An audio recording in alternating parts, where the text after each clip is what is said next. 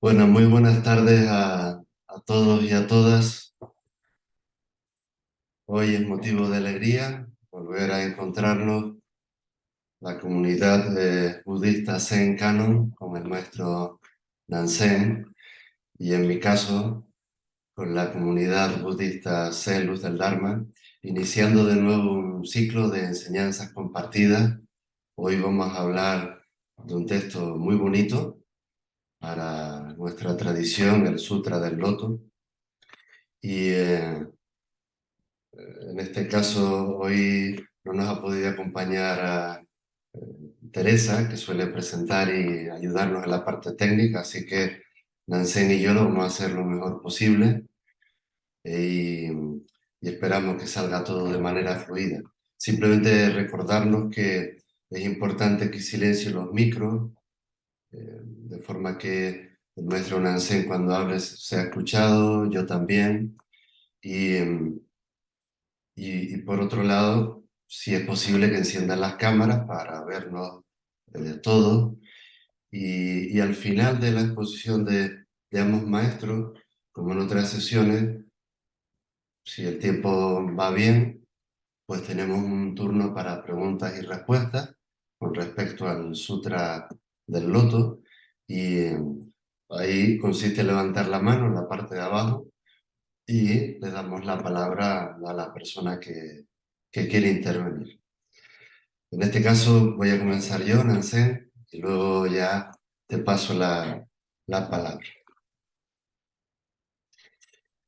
Bien, el Sutra del Loto, que en sánscrito se lo conoce como el Sadharma Pundarika Sutra, literalmente el Sutra sobre el loto blanco del verdadero Dharma, es uno de los textos más influyentes y venerados dentro de la tradición budista. Se translitera a Japón con el título de Myoho Rengekyo y probablemente se escribió allá entre los años 100 antes de Cristo, según los estudios, incluso hasta el 200 después de Cristo. Se lo coloca en esa franja histórica. Si bien el sutra ya es conocido en India, pero especialmente se vuelve famoso en China cuando un erudito monje llamado Kumarajiva lo traduce en el año 406. Y después, siglos más tarde, en el siglo VI, hay una escuela, en español la traducimos como la terraza del cielo, la escuela Tiantai, lo va a considerar uno de los textos canónicos también de referencia. Si seguimos así históricamente hablando, el, el sutra llega a Japón de las manos del monje Saicho y se convierte en una obra de gran fervor en la literatura popular. Los estudiosos dicen que el sutra contenía originalmente 27 capítulos que combinaban la prosa poética y el verso. Y este formato se ha conservado con el paso de los siglos. Así que nosotros, los lectores modernos, vamos a observar que los sucesos que se describen en este texto ocurren como en un tiempo que no se puede calcular y se desarrollan además en espacios mágico-míticos, podríamos decir. Pero en cualquier caso, ni se narran historias fantásticas, ni se pretende atiborrar al lector con datos y estadísticas, porque todo el contenido del sutra, muy hermoso, está expresado de forma fluida para que el practicante, el lector, se pueda adentrar en las enseñanzas dejando a un lado el raciocinio, la mente habitual con la que solemos movernos, de forma que se permita la emergencia de ese lenguaje de lo trascendente. Por ejemplo, textualmente, el sutra dice así: Esta ley no puede describirse. Ante ella enmudecen las palabras. Por ello, muy cercano a nuestra tradición, a la tradición Zen, el Sutra del Loto es una constante fuente de inspiración en la práctica y en el estilo del maestro Eihei Dogen. No sé si se me está escuchando bien, porque vi ahora, ¿sí? Porque vi ahí alguien en el chat que dice que no se escucha. Está todo bien. Vale, pues sigo. Decía que el maestro Dogen, recuerden que lo situamos siglo XIII, él escribe en su Sobogenso que comparados con este sutra, me refiero al Sutra del Loto, él decía que todos los demás no son más que sirvientes y parientes de su expresión y que solo el Sutra del Loto expone la verdad. De hecho, se conoce que el maestro Dogen pasó sus últimos días recitando y escribiendo una y otra vez este Sutra del Loto en su habitación.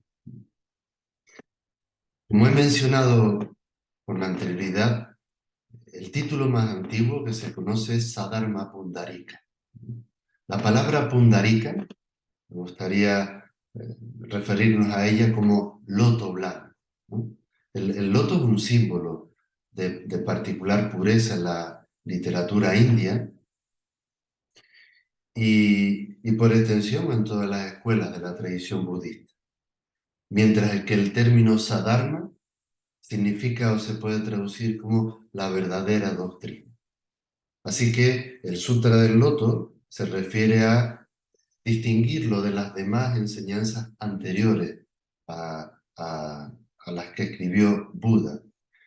Y insistiendo en el loto, podemos decir que representa o simboliza la pureza del estado de un ser despierto, es decir, la conciencia inmaculada que florece en medio de las pasiones inconscientes. Es el llamado brillo del estado de la presencia que te acompaña meditación tras meditación y que se expresa de forma natural en nuestras vidas cotidianas. Ese es el significado, así real, con mayúscula, desde mi punto de vista, del Sutra del Loto. Y así como la planta del loto brota de un charco de lodo, también viene a indicarnos este título que los seres humanos tienen la capacidad de convertirse en seres despiertos e iluminados. Todos sin excepción. Todos pueden liberarse de los condicionamientos ilusorios y fortalecer la sabiduría del corazón y desplegar la actitud compasiva desde ahí.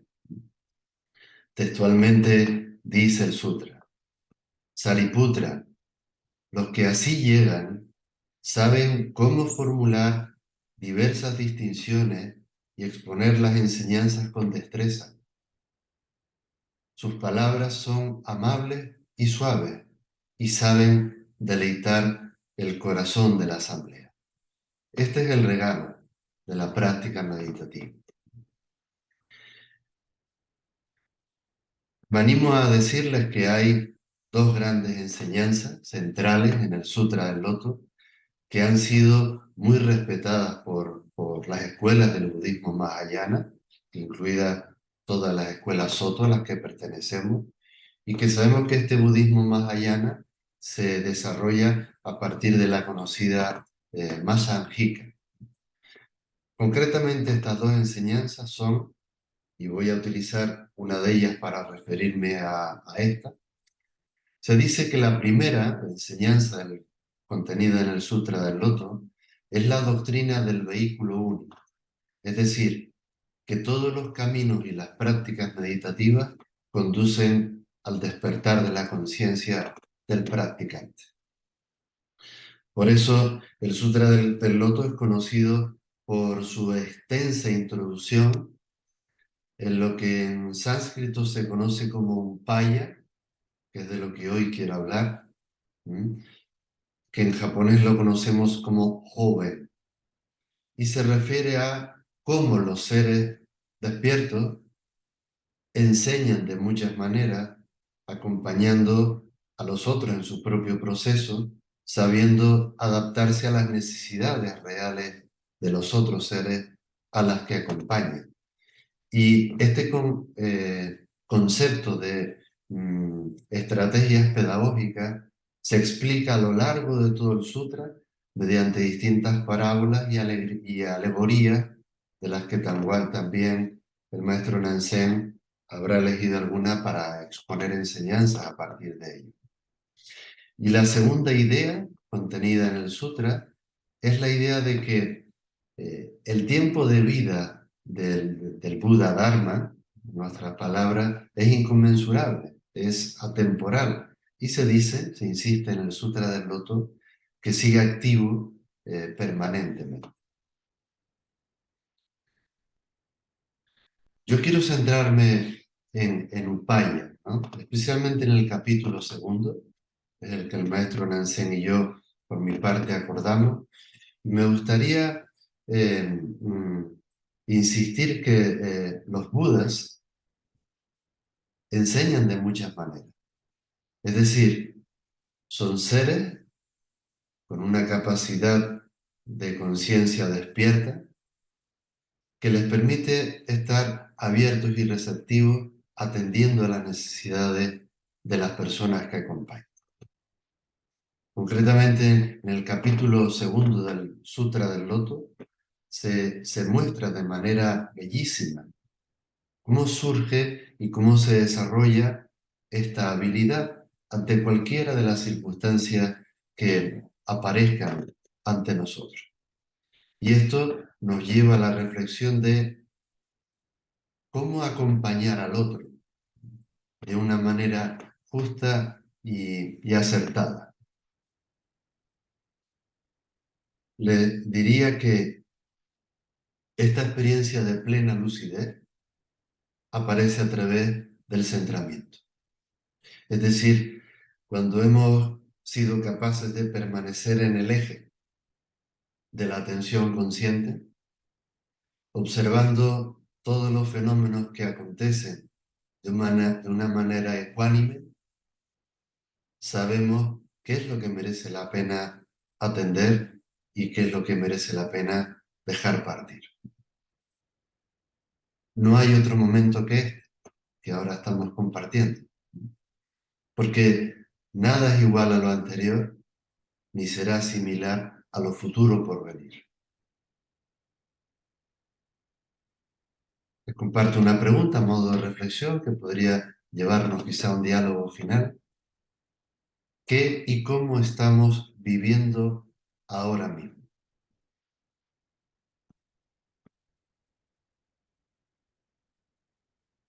En este silencio sostenido, para ver qué brotaba de esa pregunta, también me animo a decir que contemplamos que hay una profunda decadencia en las instituciones, sean del tipo que sean. Se propone una tensión excesiva hacia lo externo, un continuo proyectar hacia afuera, un dejar de mirar lo que somos y lo que sentimos. Nos hemos olvidado del lenguaje del silencio, de la mirada interna. Parece que permanentemente somos alentados a responder al máximo, aunque no tengamos tiempo ni energía vital para ello. Este es el mundo del apresuramiento y de la desmesura, en la que parece que únicamente se reconoce al individuo a través de la exigencia y los resultados inmediatos. Somos los creadores de la prisa. Y parecemos, como dice las enseñanzas del Buda, Gaki, en nuestra tradición japonesa, ¿no? Espíritus hambrientos, seres depredadores maniatados por una saciedad intolerable, que nos lleva a graves problemas de ansiedad que pasan factura en nuestras relaciones, ya sea con nosotros mismos o con los demás. Por eso parece que todo lleva el colorido de la dispersión. Demasiadas opciones, mucho acumular, para que luego otros depredadores vengan y nos quiten lo poco que hemos recogido. A este agotamiento existencial es a lo que se refería el Buda con dukkha, con ese desasosiego interno. Pues bien, la escuela Zen, heredera del Sutra del Loto, invita a mirar adentro, a vivenciar lo que acontece a través del silencio, a observar de una manera tranquila y calmada cuáles son los movimientos de la mente, qué dicen las palabras, cómo se presentan las emociones en el cuerpo.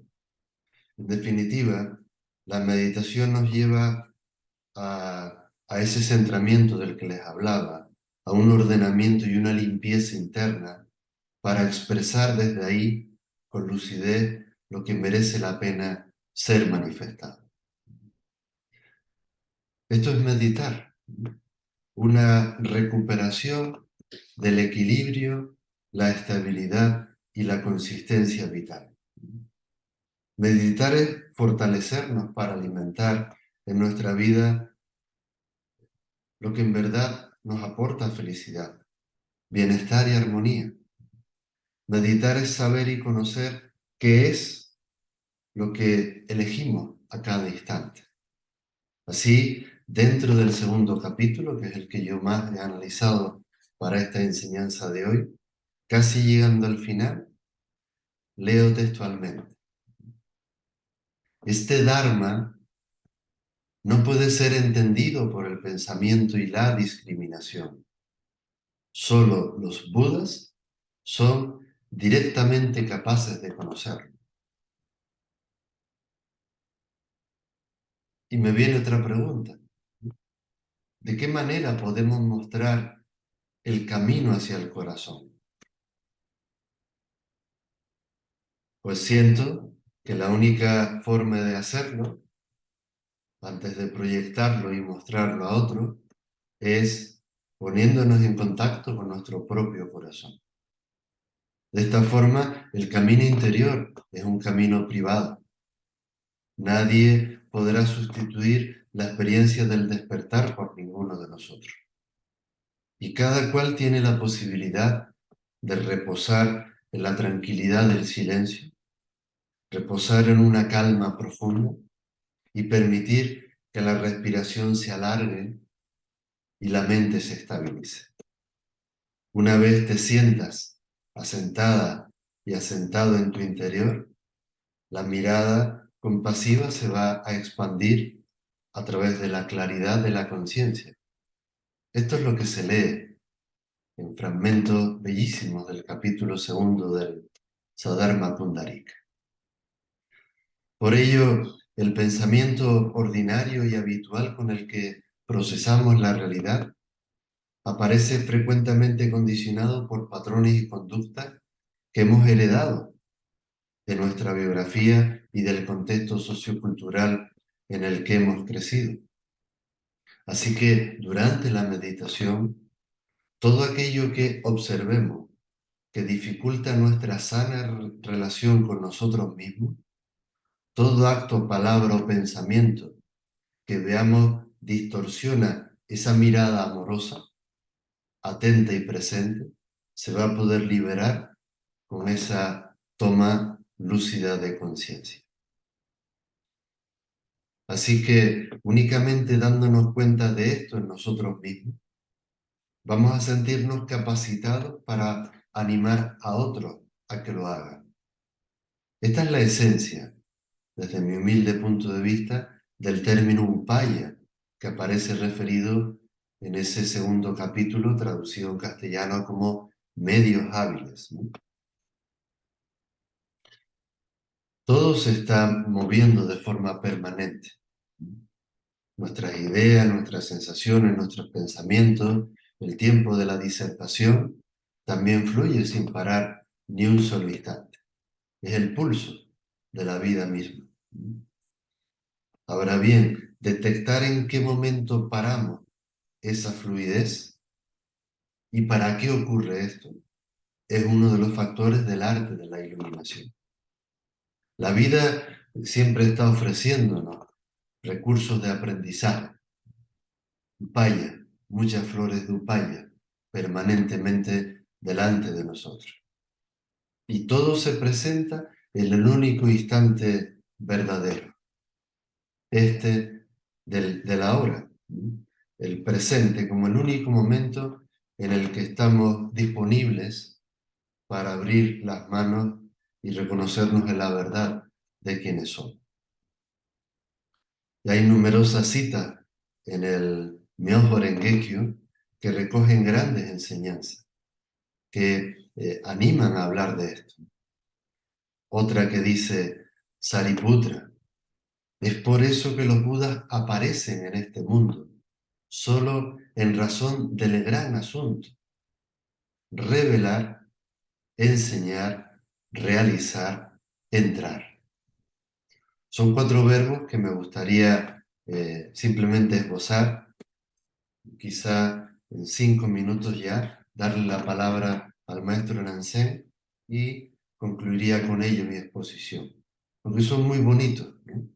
El verbo revelar, que aparece en este capítulo, lo comprendemos cuando vemos, a través de la meditación, que sale a la luz, ¿no? Como ese loto, las aguas fangosas, sale a la luz la verdadera comprensión.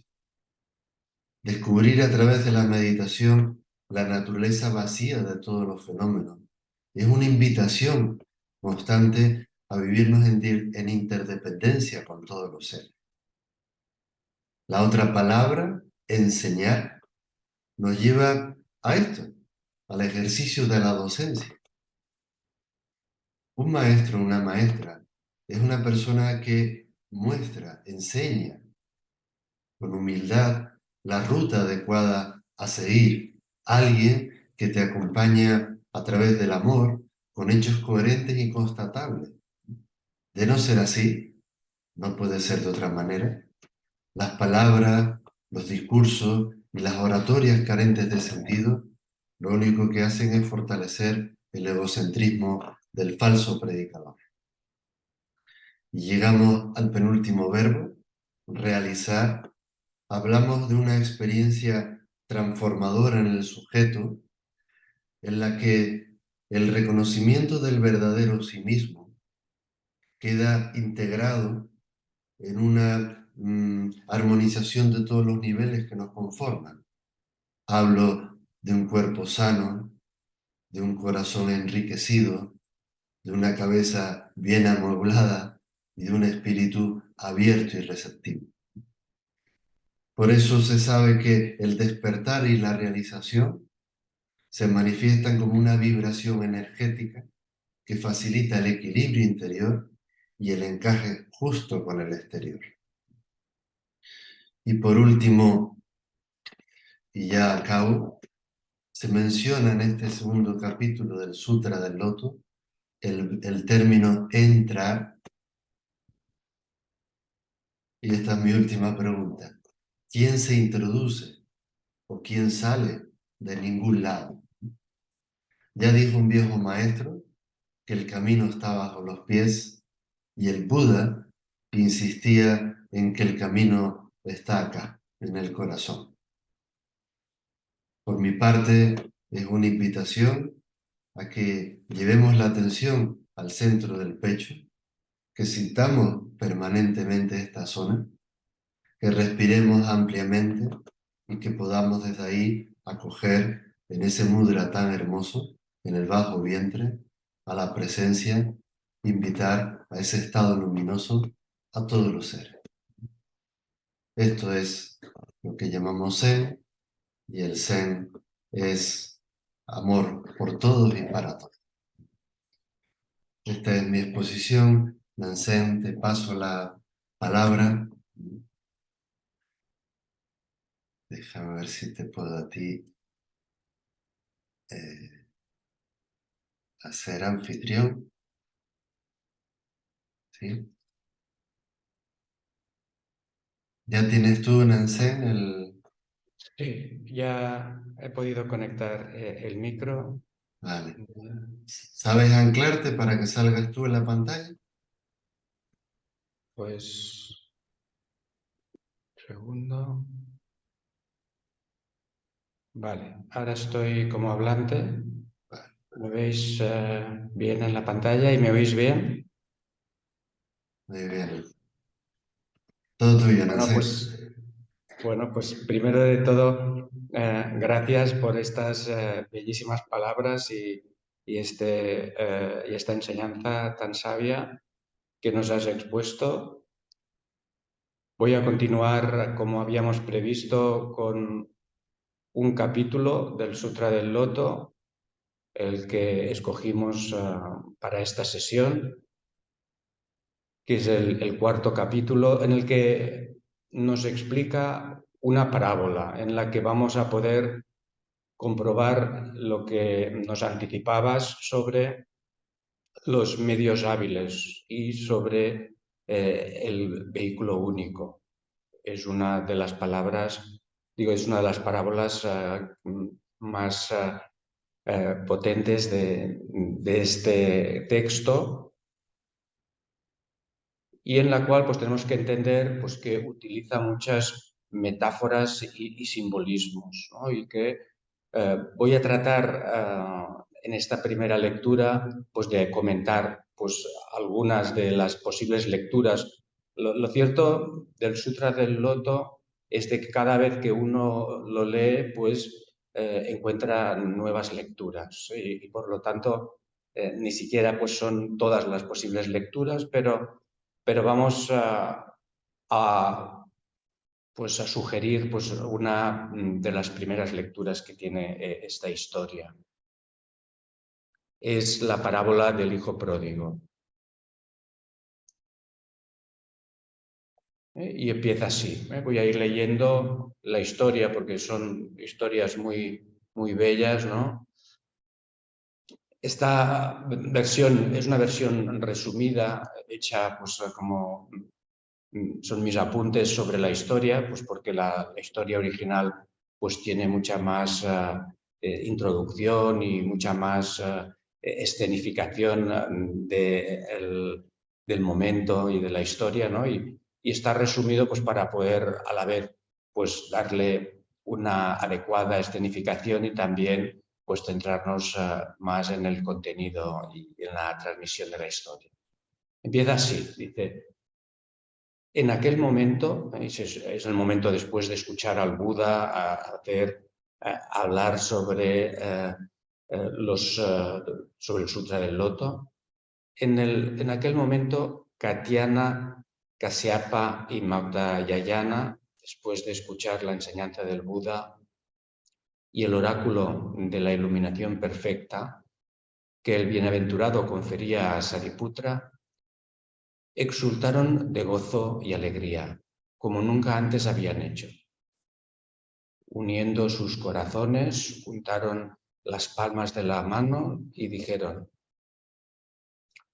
nosotros, que presidimos la comunidad monástica y que hemos practicado durante muchos años, nos creíamos ya cerca del nirvana y ya no nos preocupábamos de progresar hacia la iluminación perfecta. Durante este tiempo nos manteníamos en nuestro lugar y aunque meditábamos sobre la vacuidad, dejábamos que nuestro cuerpo se estancara en la indolencia y no encontrábamos satisfacción en la enseñanza sobre el camino del Bodhisattva, que consuma la perfección de todos los seres,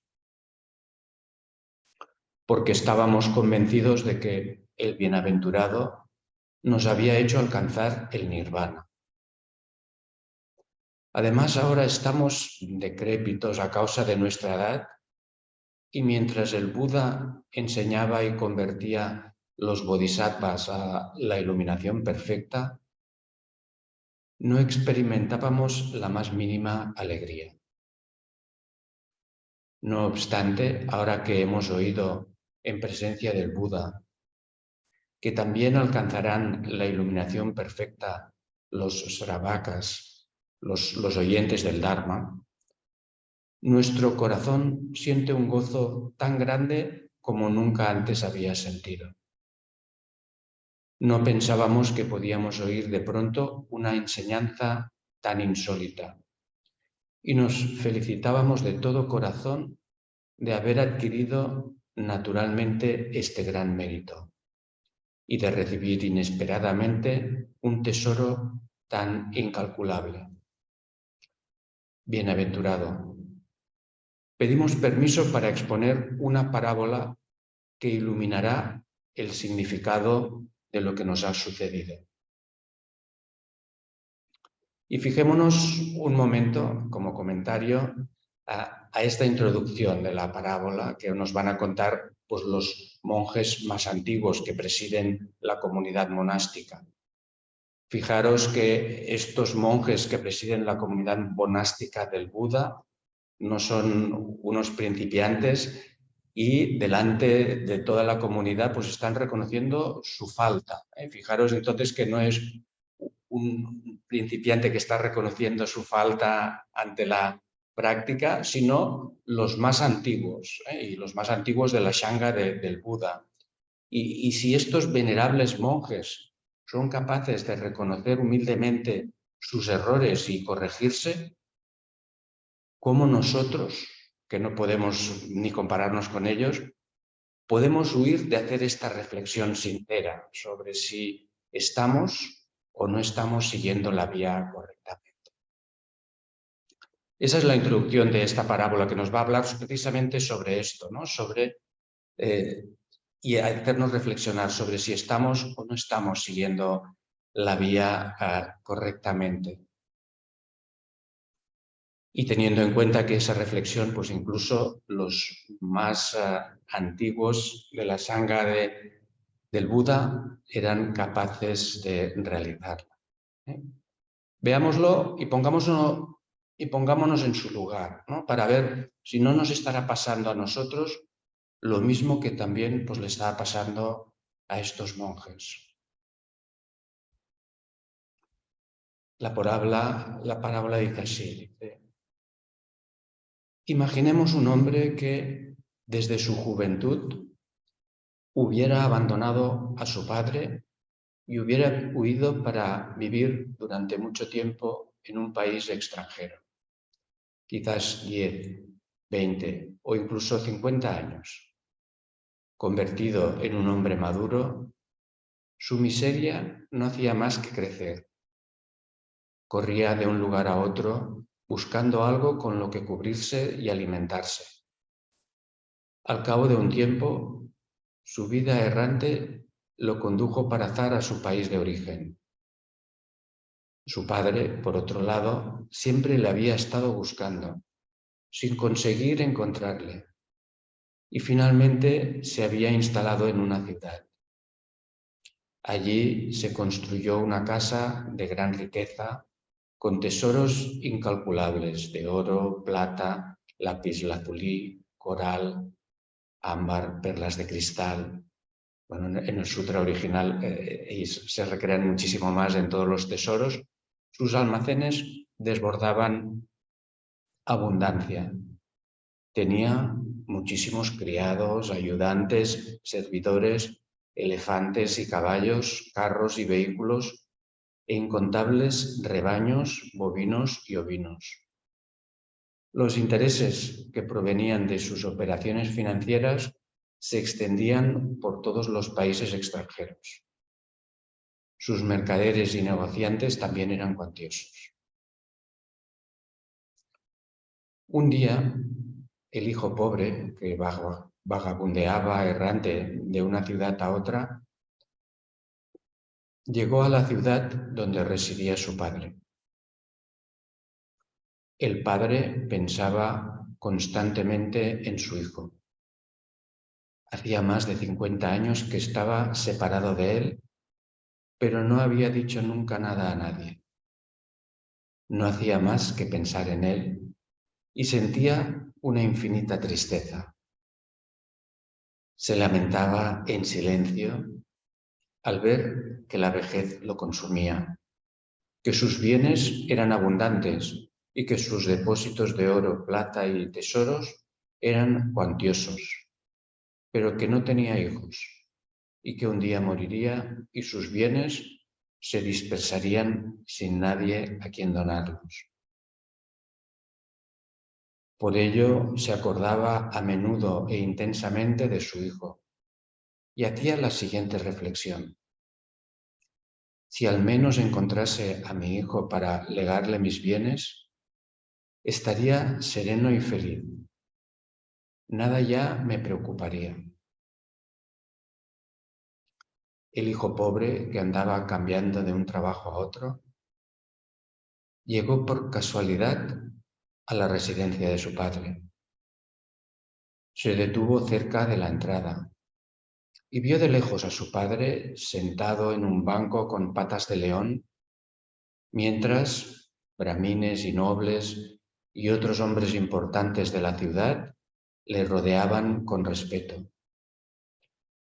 Tenía el cuerpo adornado de perlas y brazaletes de precio incalculable.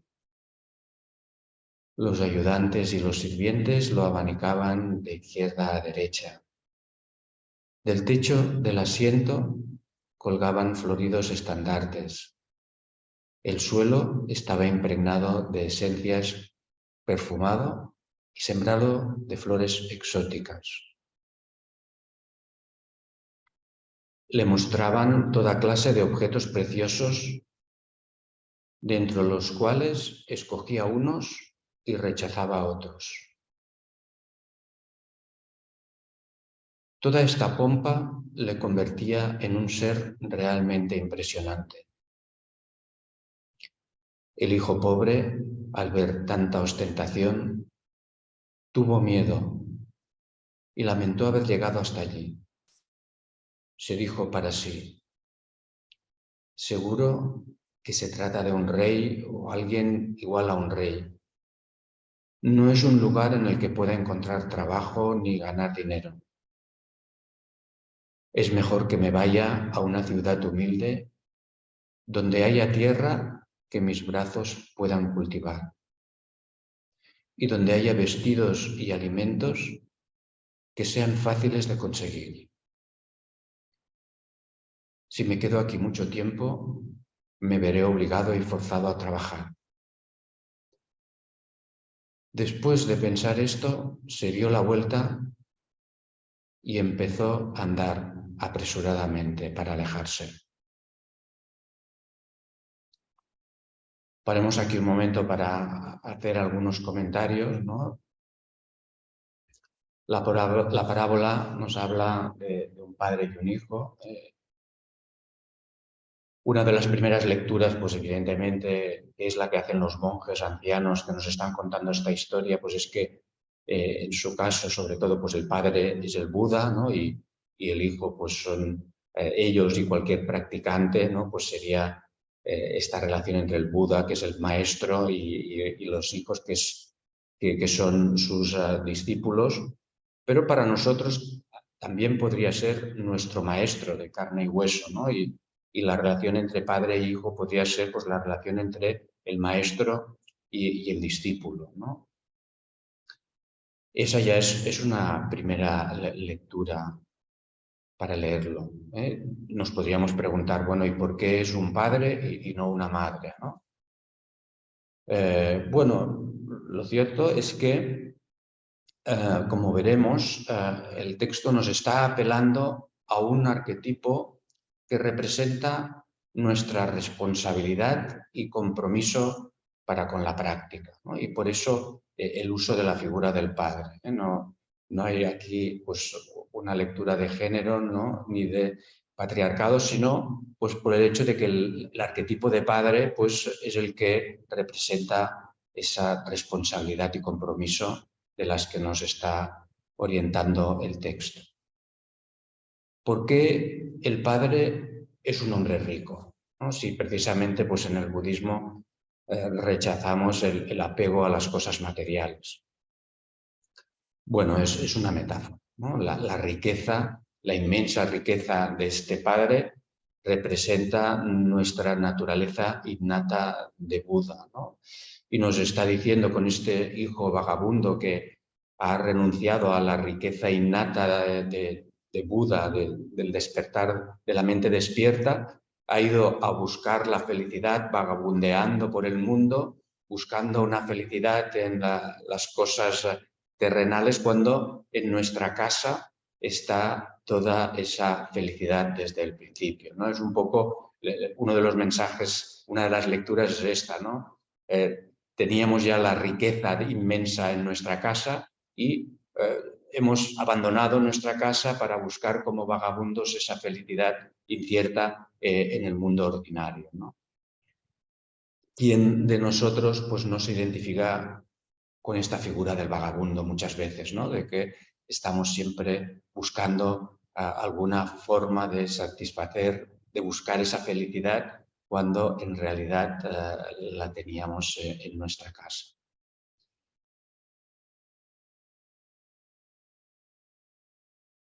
También la podemos interpretar pues, cuando esa sensación de buscar la felicidad y huir de la casa, como veremos, es la de buscar un camino fácil, ¿no? Una manera fácil de encontrar la felicidad, porque igual, pues como veis, y eso, la huida del hijo pródigo en el momento de encontrarse con su padre, con lo impresionante de la figura del padre, con esa gran riqueza que demuestra pues, la mente despierta del Buda, pues le hace aparecer pues, el miedo a la exigencia que puede representar el seguir el mismo camino que el padre y pues trata de huir buscando una forma fácil de encontrar su felicidad, ¿no? Y ahí es otra reflexión, ¿no? De hasta dónde, pues, cuántas veces pues hemos tratado de huir de las exigencias de la práctica, pues buscando la felicidad de una forma más fácil, ¿no? Cuántas veces nos puede haber pasado. Y seguimos, porque la parábola continúa, ¿no? Dice, justo en aquel momento, en el momento en que el hijo pues, intenta salir corriendo de la presencia del padre, el rico dueño de la casa, desde su banco leonado, vio a su hijo y lo reconoció enseguida. Su corazón saltó de alegría y pensó, ahora sí que tengo a quien donar mis bienes y mis tesoros. Este es mi hijo que tanto he echado de menos, en quien siempre he pensado, sin esperanza de volver a verlo. Y ahora ha vuelto de pronto. Ahora sí que mis deseos se han cumplido. Desgastado por los años, llevo mucho tiempo deseando recuperar a mi hijo. Urgió a sus sirvientes para que le fuesen detrás y le llevasen en su presencia. Los enviados corrieron detrás de él y le detuvieron. Sorprendido, el hijo pobre sintió terror. Creyó que algún enemigo le quería crear problemas y empezó a gritar presa del pánico. Yo no he hecho nada malo, ¿por qué me detenéis? Pero los emisarios le retuvieron y le condujeron delante de su amo. Entonces el hijo pobre pensó, aquí estoy prisionero sin haber cometido ningún delito. Seguro que me espera la muerte. Su terror no hacía más que aumentar. Perdió el conocimiento y cayó al suelo. El padre lo vio desde lejos y dijo a sus sirvientes, no tengo ninguna necesidad de este hombre. No le forcéis a venir.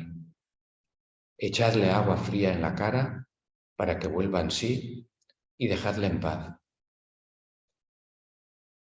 ¿Por qué lo hizo así? El padre se había dado cuenta de la inclinación mezquina del espíritu de su hijo y comprendió que su propia fuerza y nobleza eran un obstáculo para él. Y sabiendo perfectamente que era su hijo, no dijo nada. Y en una hábil estrategia evitó decir a los demás que era su hijo. Los emisarios dijeron al pobre vagabundo, ahora te soltaremos, vete donde quieras. El hijo pobre experimentó entonces una alegría insospechada. Se levantó del suelo y se dirigió a una ciudad humilde en busca de ropa y alimentos. Y ahora, pues, comentarios, ¿no? Fijémonos en esta escena, ¿no? El padre y el hijo se encuentran, ¿no? El maestro y el discípulo se encuentran y el hijo sale corriendo. ¿Cuántas veces no nos ha pasado esto? Y no digo solo pues, la primera vez que nos hemos encontrado con la práctica, ¿no? Sino cuántas veces delante de alguna exigencia por parte de la práctica, pues cuando hemos tenido que tomar alguna responsabilidad de servicios en el dojo o cuando hemos tenido que participar en algún retiro, cuando alguna vez alguna de las exigencias de la práctica no nos han hecho sentir como a este hijo pobre y aterrorizados, pues hemos tratado de huir, ¿no? de esta tarea, de esta práctica que nos estaba siendo asignada. No nos reconocemos en esta escena. También aquí hay una enseñanza para el maestro, ¿no? Que ve cómo el discípulo escapa, ¿no? Y tiene que tomar paciencia como el padre rico y de ser capaz de decir, soltadlo, dejad que se vaya, no lo retengas por la fuerza, ¿no? Trata de usar otros medios hábiles para hacerle regresar. Ahí también podemos encontrar otra enseñanza. Y continuamos, ¿no? con la historia.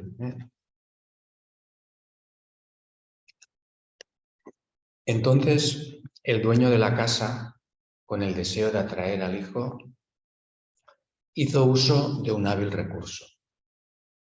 Envió en secreto a 2 hombres de apariencia escuálida y poco intimidante y les dijo: buscad aquel vagabundo y anunciadle con buenas artes que hay un trabajo muy bien pagado para él.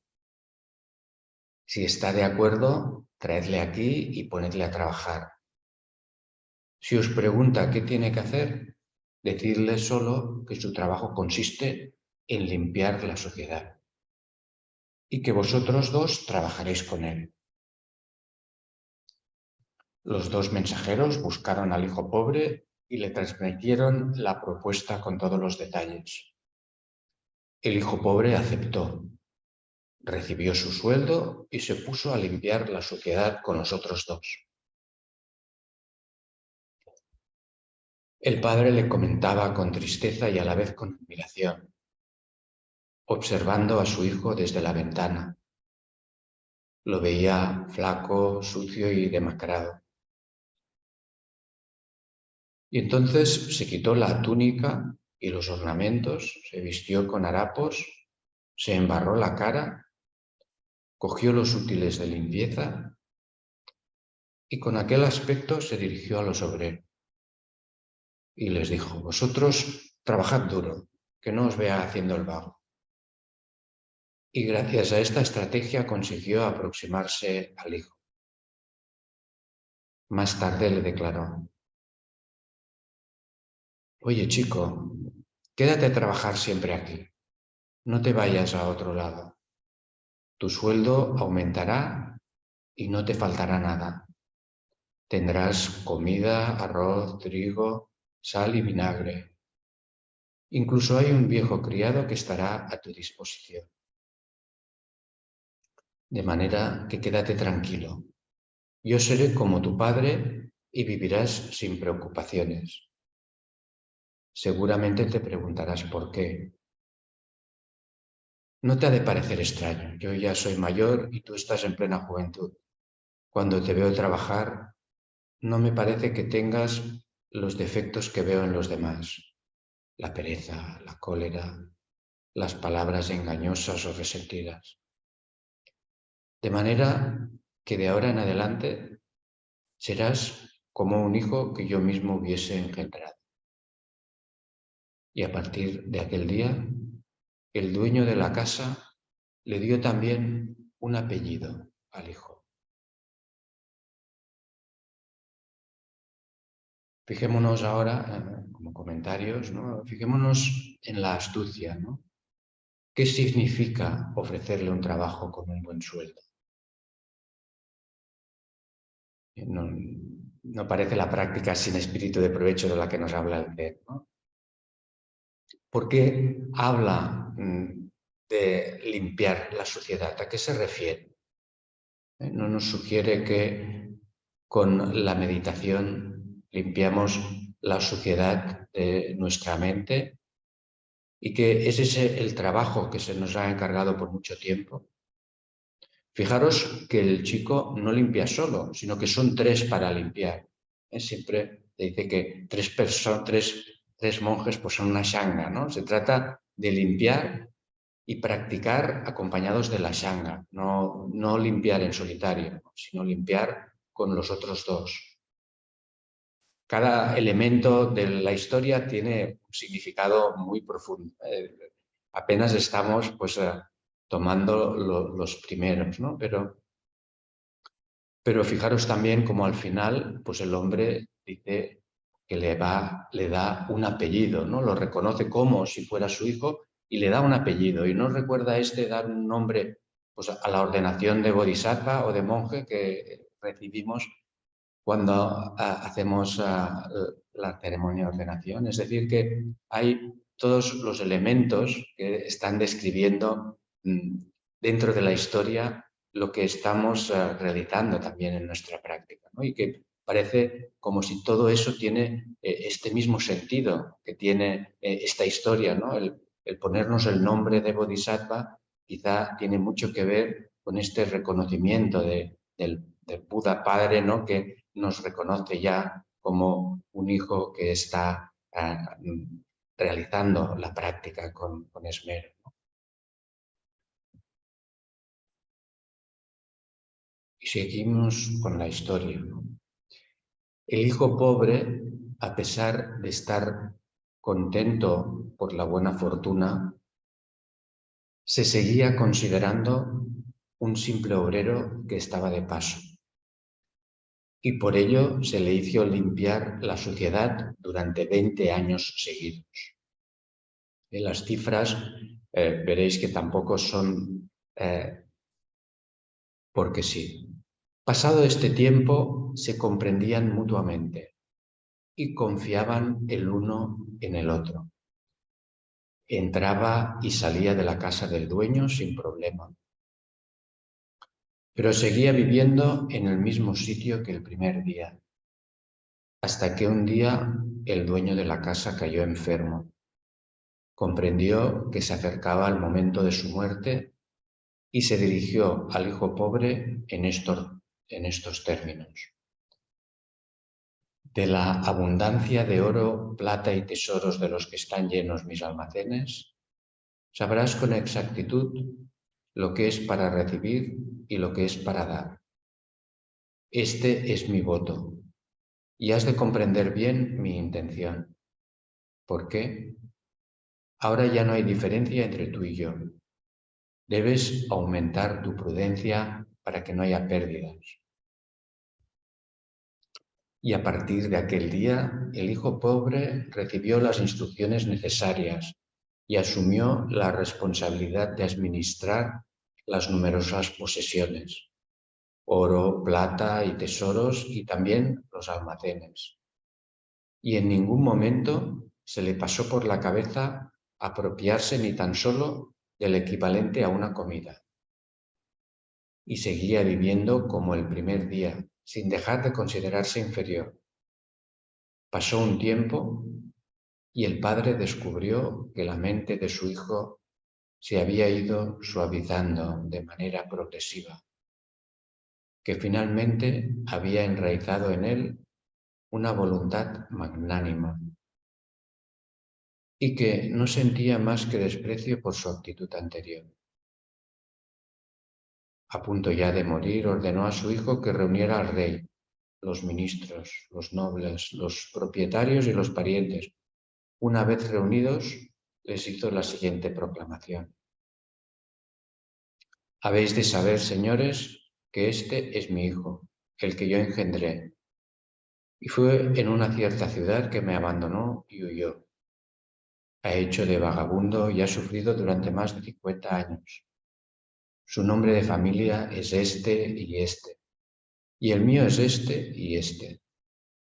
En otro tiempo, en mi ciudad de origen, le estuve buscando angustiado por todas partes, y de pronto le volví a encontrar aquí por azar. Realmente, él es mi hijo, yo soy su padre.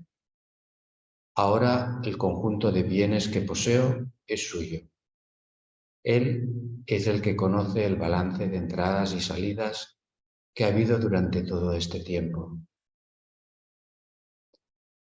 Cuando el hijo pobre escuchó estas palabras de su padre, se sintió tan feliz como nunca antes se había sentido y pensó: yo no tenía la intención de buscar nada en un principio, y mira por dónde, que estos tesoros vienen ahora inesperadamente hacia mí.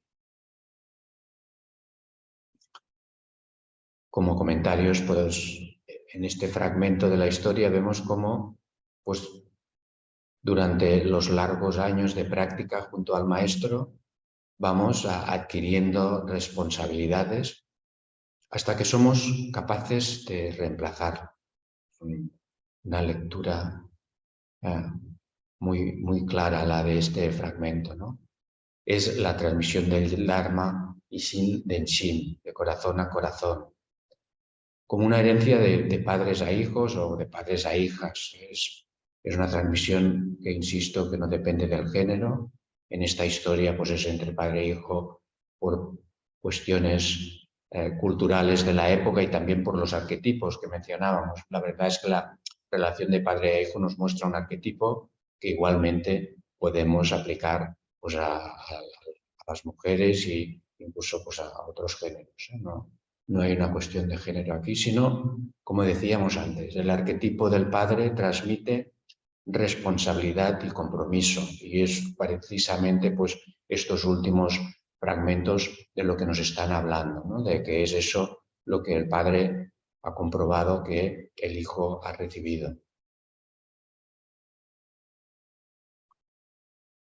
Y ahora los ancianos, después de contar esta historia, pues resumen y nos dicen, el dueño rico es el Buda y todos nosotros somos sus hijos.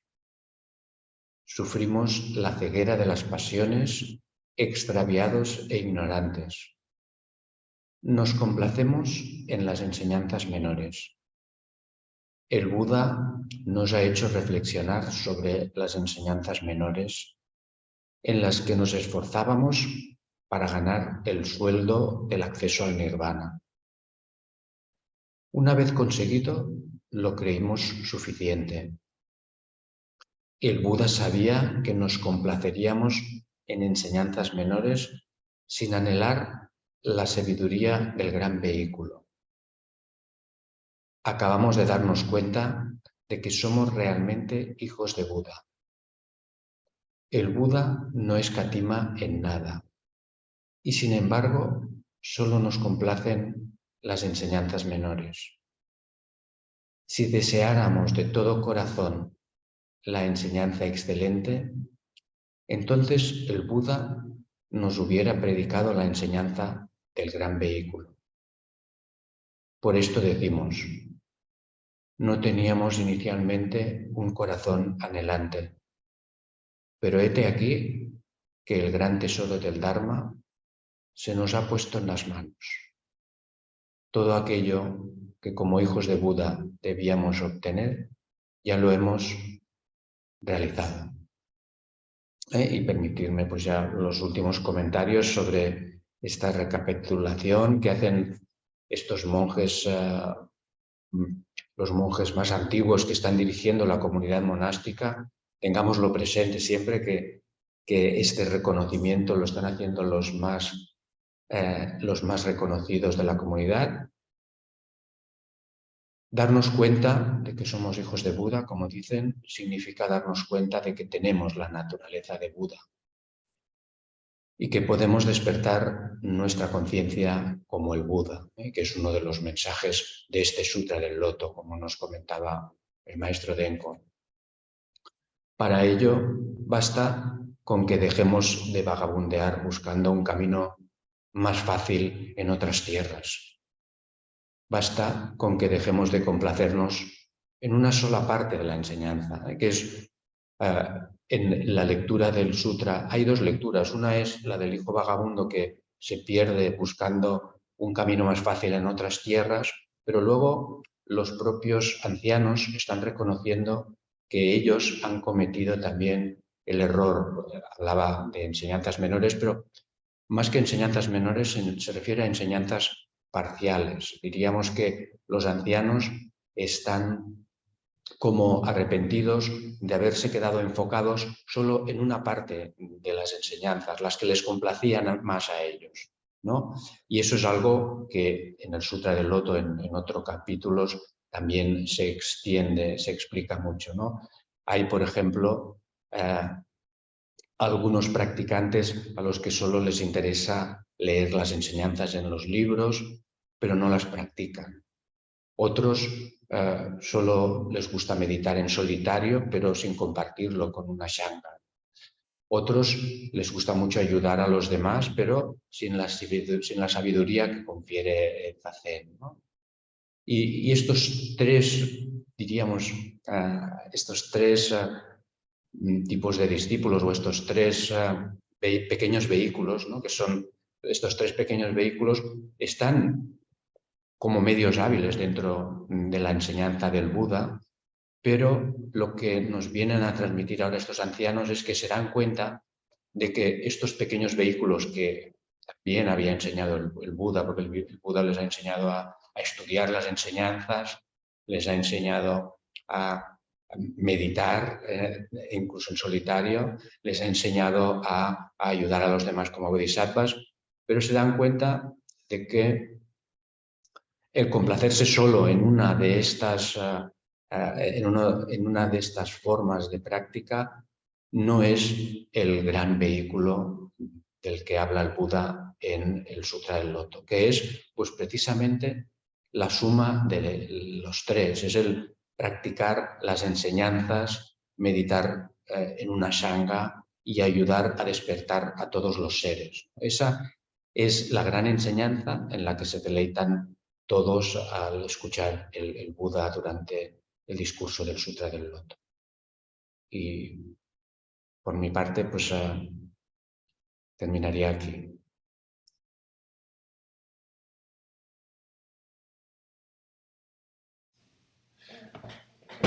Maestro Nansen, muchísimas gracias.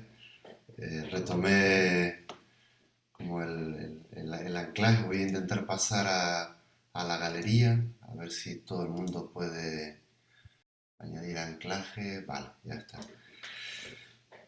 Bueno, se supone que estamos todos en pantalla grande ya, si no me corrigen. En la parte de arriba donde pone vista pueden poner hablante o pinchan y sale galería y nos vemos todos.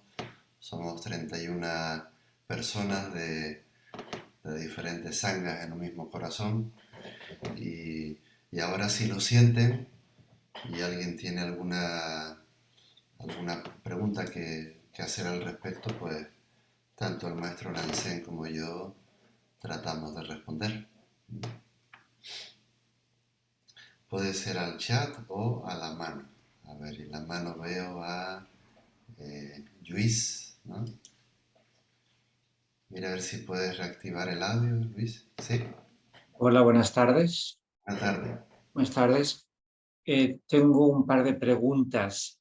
El Sutra del Loto tiene un autor conocido, esta es una, y el Sutra del Loto, las versiones que existen en la actualidad son las interpretaciones que han dado los grandes maestros del origen del Sutra del Loto. ¿O el Sutra del Loto se puede entender fácilmente o necesitas un maestro que lo interprete? A ver, si quieres, puedo, Empiezo yo y luego, si acaso, pues también complementas. En principio, el Sutra del Loto recoge las enseñanzas que ha dado el Buda y, por tanto, pues el autor de las enseñanzas es el propio Buda, ¿no? Pues quien ha recogido estas enseñanzas serían sus discípulos. Lo cierto es que el Sutra del Loto, en la presentación que tiene actualmente, que tiene pues, es el Sutra del Loto triple, que tiene pues, un primer capítulo que son los innumerables significados y uno que termina, y uno para terminar, que es pues, la contemplación del Bodhisattva, de la sabiduría universal. Esos se han añadido con posterioridad e incluso pues también hay algunos capítulos del Sutra del Loto que se han añadido con posterioridad a la primera versión que parece que consta de los capítulos que van del 2 al 9, la versión más antigua. Pero estas cosas con los sutras son cosas que suceden y se van apareciendo textos que nos van complementando y es difícil desde un punto de vista histórico saber si estos textos pues simplemente se han podido recoger juntos pues porque se habían dispersado o son algunos de ellos pues comentarios que se hayan añadido, ¿no? Pero en cualquier caso, pues si te interesa esto, pues la versión más antigua tendría solo los capítulos que van del 2 al 9, ¿no? Y luego lo demás pues, se ha ido incorporando en diferentes versiones. Sí, en cualquier caso, Luis creo que es su nombre, ¿no? Sí. Con respecto a la última pincelada que dejó expuesta en su pregunta, nos lleva, creo que pregunta algo así que si para profundizar en el Sutra del Loto y en las interpretaciones importantes del acompañamiento de un amigo de bien, o sea, de un maestro o una maestra, la respuesta es, eso es un tesoro, el maestro es considerado el cuarto tesoro. Somos personas que estamos al servicio del corazón, ¿no? Tratando de compartir, en este caso con los discípulos. El maestro Nansen parafraseó y contextualizó muy bonito, ¿no? Toda esa relación del Hijo y del Padre, con todo lo que significa el vínculo de corazón a corazón en nuestra tradición. Es muy importante no caer en la autorreferencia, ¿no? Es como uno de los grandes peligros de los practicantes. Así que poder ser acompañado por alguien, ¿no? Que con mucha honestidad, con mucho cariño, te va permitiendo que tú tengas tu propia experiencia e interpretación, en este caso del Sutra del Loto, es algo maravilloso que así suceda. Así que es un poco por insistir en eso, ¿no? Que bonito, ¿no? Que formamos una sangha y en la que, bueno, hay algunas personas que llevan años practicando. El maestro Nansen hablaba de los antiguos, ¿no? Los taiko, como lo llamamos nosotros. Personas que con su modelo, con su coherencia y con sus hechos, hacen visible algo que al final solamente puede experimentar uno, Luis, ¿no? Pero esa presencia de acompañarte con alguien de la mano, que no te va a sustituir, pero que sí te puede orientar, lo considero un gran tesoro en nuestra tradición y es algo bien importante, ¿no? Para evitar caer en... algún maestro dijo qué bueno sería vivir libre de interpretaciones, ¿no? En el Lankavatara, que es una frase que suelo citar mucho, se dice que allá donde hay percepción hay engaño, ¿no? Entonces, todos estamos sujetos a interpretar la realidad según nuestros patrones y nuestras ideas, ¿no? Incluso el Saddharma Pundarika Sutra, con toda la cantidad de alegorías y de parábolas que tiene. Bueno, pues de alguna manera los docentes estamos ahí tratando de traducir ese lenguaje de lo intangible para que luego sea el discípulo el que tenga la experiencia. En fin, hasta ahí me atrevo a compartir, ¿no? Gracias. A ver, alguien más, a ver cómo va la mano. Pablo Tomeo, a ver si le puedo reactivar el audio. Hola, sí. Bueno, pues muchas gracias a los maestros por compartir esta enseñanza. Y no estoy muy seguro cómo formular esta pregunta, así que... Pero en la parábola del hijo pródigo, algo que me llamó la atención es que como que el hijo, que sería, digamos, según la interpretación que se dio, el discípulo, regresa bueno, a la presencia del padre, que sería el maestro, por pura casualidad. Y no tiene realmente, no sé, pareciera a mí como un anhelo real de regresar o de practicar. Eh, pero aún así, como que en la misma presencia del maestro, pues su mente se va purificando. Entonces, mi pregunta es con respecto a este anhelo, ¿no? ¿Qué sería un anhelo por la Dharma y de dónde surge?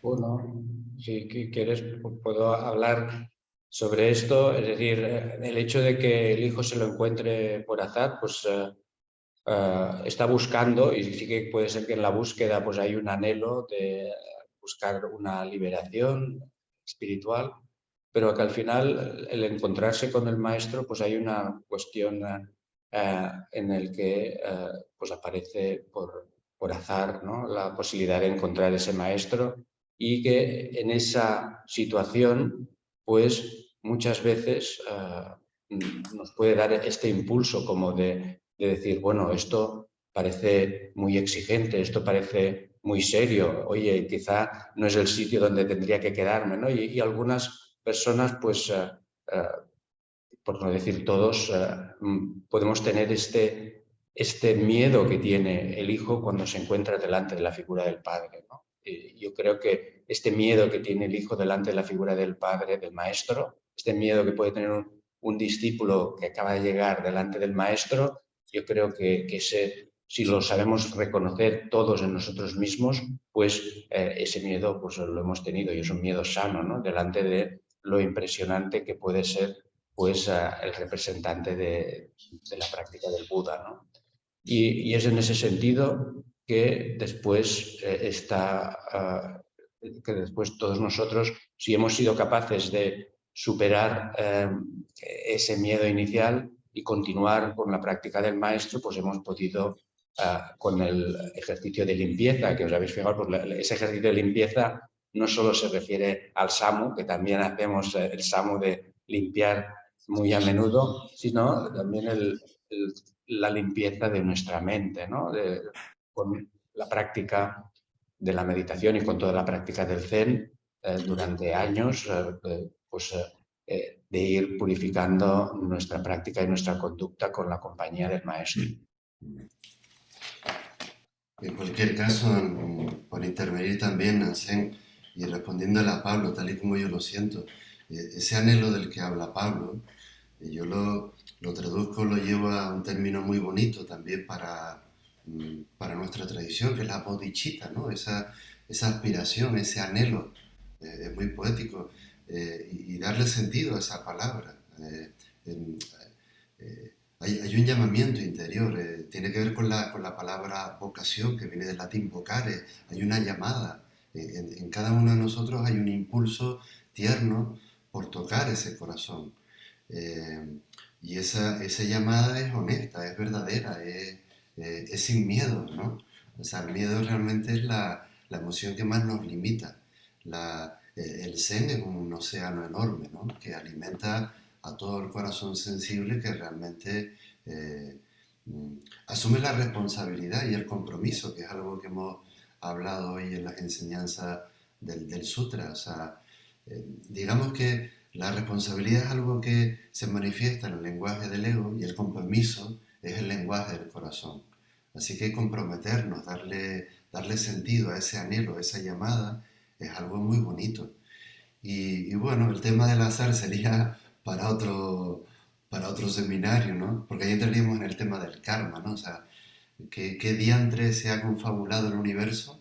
Pues, por ejemplo, para que ahora mismo dos grandes familias hagamos una sola familia. Me refiero a la sangha del maestro Nansen, la Zen Canon, la luz del Dharma, formando un vínculo muy sincero y haciendo honor a esa llamada del corazón. Así que hay que atender ese anhelo, ¿no?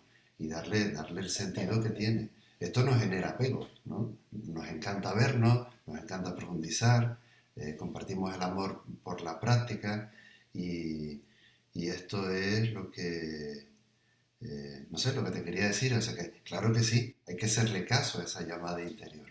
Y ahí es donde siempre se encuentra el hijo padre que al final se sustituyen porque se rompen las funciones y las diferencias. En fin, ahí va. A ver, Tomás y Cristina. Tomás primero, Cristina después. Voy, Tomás, a solicitar para reactivar. ¿Ya lo tienes? ¿Se oye? Sí. Bien. No, simplemente una observación, cómo la parábola del hijo pródigo permea otras tradiciones espirituales como es el cristianismo, cómo llega al cristianismo también. Y una pregunta, ¿qué versión recomiendan para acceder al Sutra del Loto? Porque me imagino que versiones habrá muchas, traducciones habrá muchas. ¿Recomiendan alguna para consulta, para la lectura? Ya. No sé si me permites, ¿no? Sí, sí. Con respecto a lo de las parábolas y las alegorías, yo creo que eso forma parte del lenguaje universal de todas las tradiciones espirituales contemplativas. Al final, casi que utilizamos la misma simbología para hablar de una misma realidad. No es de extrañar que encontremos similitudes a la hora de transmitir el Dharma, ¿no? Entonces, me parece como algo lógico incluso, ¿no? Porque es el lenguaje humano simbolizando una misma expresión de la realidad, ¿no? Eh, yo les tengo que decir, no tengo mucha experiencia del Sutra del Loto, se lo comentaba Nansen cuando acordamos abordar el Sadharma Pundarika, ¿no? Y curiosamente, eh, Enrique Caputo, que es un compañero de la Soga Gakkai, que ha sido el presidente de la Federación Española de Comunidades Budistas, ¿no? Me regaló este texto, ¿no? El Sutra del Loto, publicado por su escuela, por la escuela Soga Gakkai, pero leo aquí que se puede conseguir en la editorial Herder, Herde, editorial en Barcelona, ¿no?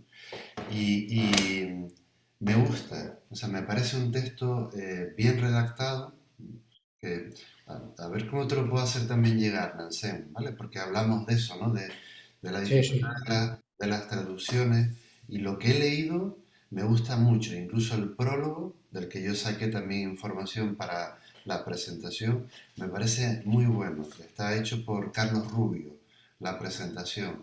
Y es un buen texto, Tomás, por darte ese feedback de, en fin, de una publicación que me parece relevante, ¿no? No sé si tú tienes conocimiento, Nansen, de otra. Sí, yo he utilizado varias traducciones en inglés, pero francamente creo que es mejor pues, tomar esta que está en español como referencia para todos, ¿no? Sí, está muy bien editada y todo, ¿sabes? Se puede trabajar, está bien, está bien. Muy bien. Gracias. Cristina, voy. Ya. Cristina. Bueno, buenas tardes a los conocidos y conocidas y a los desconocidos y desconocidas también. Bueno, maestros, muchísimas gracias. Como siempre, ha sido un placer, lleno de significados, cualquier palabra que decís, cualquier interpretación que dais. Yo no me atrevo a dar ninguna interpretación, de hecho es la primera vez que me encuentro con una charla, ¿no?, tan amplia, digamos, de este sutra. Pero sí me gustaría señalar cosas que me han llamado a mí, 3 cosas, nada más, que me han llegado muy profundamente o que me han despertado algo, ¿no? Por un lado, de cómo la búsqueda coincide, ¿no?, con ese hijo que está perdido, ¿vale? Es decir, uno busca desde un estado de insatisfacción, de sufrimiento, de caída, bueno, ¿no? Eso, por un lado. Después, por otro lado, también me parece importante cómo el padre, dándose cuenta de que la primera manera no era la adecuada, ¿no? Cuando le vio allí por primera vez en la casa, cómo no renuncia y consigue otra manera, otra forma de ayudarle o de llevarle, digamos, de la mano. Y tercero, ya por último, qué bonito, ¿no? La relación entre el maestro y el discípulo, o entre el maestro y la discípula, o la maestra y la discípula. Qué bonito, ¿no? En el sentido de la flexibilidad, ¿no? Que hay o que tiene que haber, ¿no? Dentro de esa relación para que uno y otro la construyan en ese fluir permanente, ¿no? Entonces, por ahí esa escucha tan profunda por parte del maestro, como ayuda a que el discípulo, en este caso, encuentre el camino de, bueno, de la iluminación, ¿no? Y del despertar. Es que nada, muchas gracias. Gracias. Sí, muchas gracias, Cristina. Yo estuve atendiendo mucho a la exposición de Nansen, que siempre me llega su manera de transmitir, y él habló en su presentación de que cuando el bodhisattva, cuando el practicante desde esa humildad sincera se encuentra rico de espíritu, ¿no? Que fue una expresión que utilizó el maestro Nansen, cuando realmente conectas con esa naturaleza de la budeidad, ¿no? Como decía Nansen, eso al final, la práctica te regala ese término de upaya, del que yo hablé, ¿no? Esa astucia, esa habilidad, esa flexibilidad, que es una palabra que tú has empleado, ¿no? Eso te lo da la capacidad de estar atento, o sea, es la presencia realmente la que te permite recoger, ¿no? a esa búsqueda, ¿no? Anhelante, la que hablaba también Pablo, y vehicularlo de la mejor manera, ¿no? Hay que estar muy centrado para atender las diferentes matices, colores, personalidades y vicisitudes que nos regala la vida a cada instante. Pero ese es el gran regalo de la práctica, y ese vínculo tan hermoso, ¿no? Tú dices de maestro, maestra, discípula, o sea, más allá del género, como también dijo Nansen, eso no tiene parangón, ¿no? Así que es una gran fortuna, ¿no? Poder vivenciar eso, porque desde ese núcleo tierno es como realmente se tiende una mano a orientar a otros a que también vivan esta experiencia. Muchas gracias, Cristina.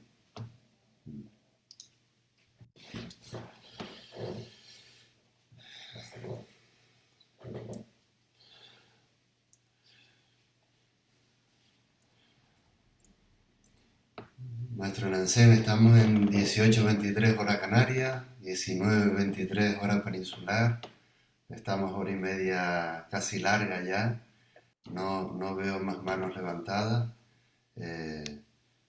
Por mi parte está bien así, ¿no?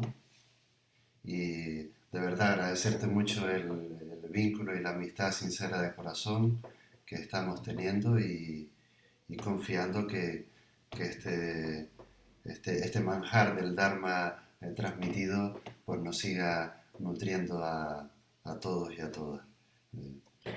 Por mi parte, muchas gracias, Nansen. Te paso palabra y cierra tú si quieres. Vale, sí, por mi parte también, pues mucha alegría de poder compartir contigo y con las dos shangas. Es algo francamente maravilloso y que me alegra mucho el corazón, y que también pues espero que podamos seguir continuando, quizás además pues quizás en esta línea, ¿no? Del Sutra del Loto tan bonito que nos ha acompañado esta tarde. Pues nada más también, ¿eh? Pues un abrazo a todos desde Barcelona, y que paséis una buena tarde. Muy bien. Un abrazo a todos. Gracias.